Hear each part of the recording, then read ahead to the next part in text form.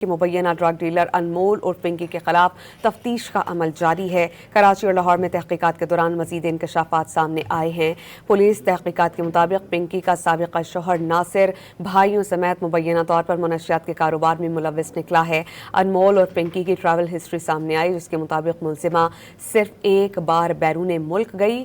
انمول اور پنکی کے حوالے سے دیکھیے یہ رپورٹ۔ مبینہ ڈرگ ڈیلر انمول عرف پنکی سے کراچی پولیس کی تحقیقات میں نئے انکشافات سامنے آ گئے۔ چند روز قبل سٹی کورٹ کراچی میں پیشی کے وقت انمول عرف پنکی نے دعویٰ کیا تھا کہ مجھے 22 روز قبل لاہور سے گرفتار کیا گیا۔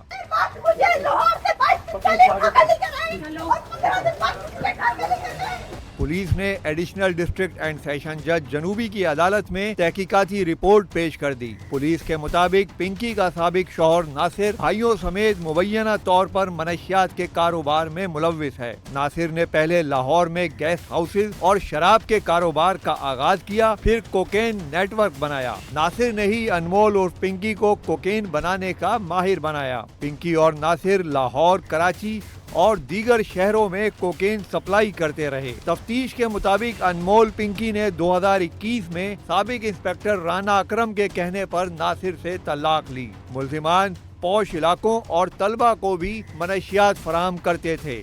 نیٹ ورک میں شامل ملزم فرحان پہلے بھی گرفتار ہو چکا۔